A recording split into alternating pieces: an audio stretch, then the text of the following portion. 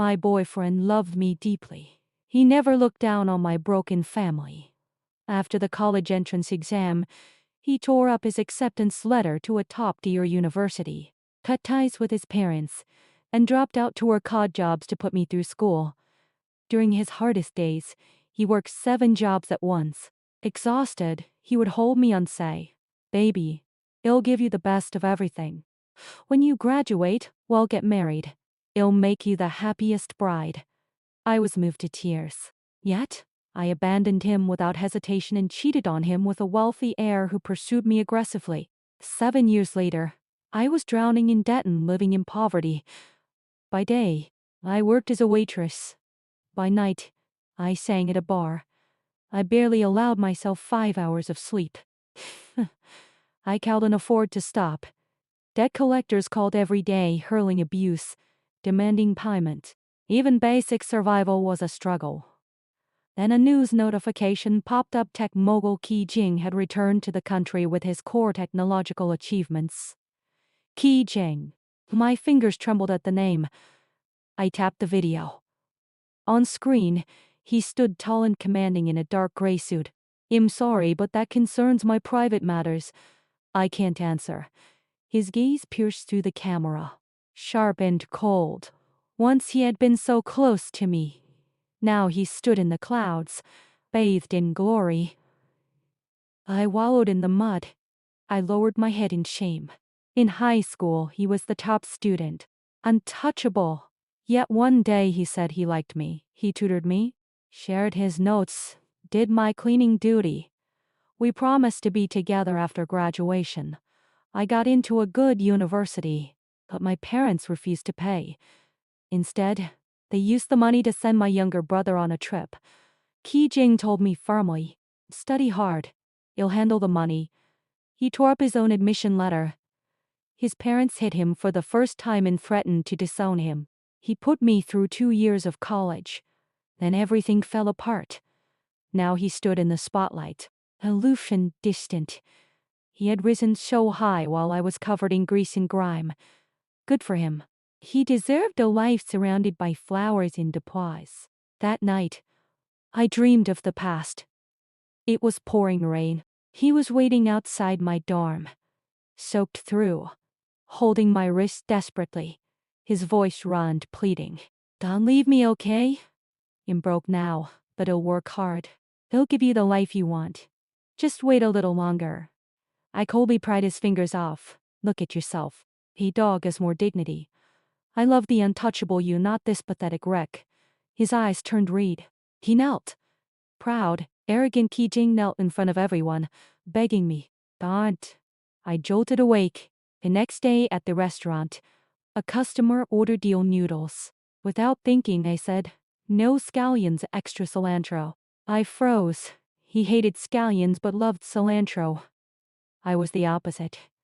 We used to silently swap them. He stared at me. "Do we know each other?" I denied it. That night at the bar, someone requested Fatal Love, a song I loved in high school, which he once blushed while singing to me. After I finished, he sent over a stack of cash as a tip. I understood the humiliation behind the gesture. I refused, saying the song was a memory of the past, a gift to him. He cornered me in the dressing room. "Lin Wan, how long are you going to keep pretending?" He grabbed my wrist. "Now you know pain? Where was this feeling when you dumped me for being poor? You were so cruel." I knelt and begged. "And you wouldn't even look at me." I wanted to explain, but the words stuck in my throat. During our second year of college, his mother came to me. She was afraid our relationship would ruin his future. She asked me to leave him. They would send him to a top school abroad. I agreed. Around then, my brother fell into gambling and ran up debts of $3 million. Parents tricked me into co-signing loans. They lied, saying it was just a temporary guarantee, just a signature, just a formality. The money would be repaid soon and wouldn't affect me. I was used to their emotional manipulation.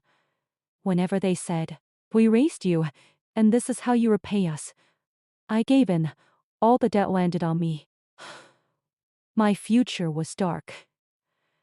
I didn't want to drag him down.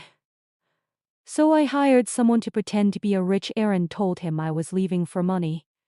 But I never expected him to kneel. Tears streamed down my face. Do whatever you want to get back at me. I'll do whatever you say. He stiffened. His grip loosened. He looked at my tear-streaked face, then said, "Come with me." At the bar, his friend recognized me and called me heartless. Ki-jing warned him to stop. In the car, he said he'd only helped me to save face. He brought me to his penthouse apartment for cry from my 6-square-meter cubicle. He asked me to move and uncook for him. I refused. My husband is busy. We need my salary. His jaw tightened. That's just an excuse for his incompetence. None of your business. He grabbed me and kissed me. When he finally pulled back, he asked, "Does he kiss you better than me?" I glared at him. He kissed me again. Then he whispered, "Leave him. Let's start over." I said I had a child. His arms trembled, then tightened. "A boy or a girl?" "A girl. He'll give her everything. But don't expect me to love her like I love you." My eyes swelled up. I couldn't hold back any longer. Ki-jing, there's no husband. No child. I've been alone for 7 years. It was all a lie. His eyes lit up with unrestrained joy. He kissed me again, and this time, he was smiling just like the boy he used to be. In the morning, I woke to the smell of eggs. He was in the kitchen wearing an apron. I wrapped my arms around his waist. He knelt to put slippers on my feet, an old habit he'd always scolded me about. Over breakfast, he asked again why I'd lied. I finally told him everything. His mother's request, my brother's gambling, my parents' betrayal, the hired actor. He held me tightly. A hot tear fell on my cheek. Proud Ki-jing was crying. He held me like he wanted to press me into his bones. "Why didn't you tell me? How could you carry this alone? I'm sorry I came so late." He paid off my debts. He uncovered every last truth. Soon, my parents and brother faced legal consequences.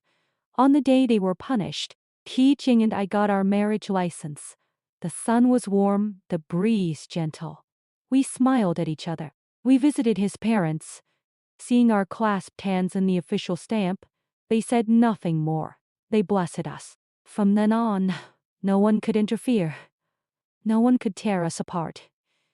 Legally, justly, and lovingly we would be together forever.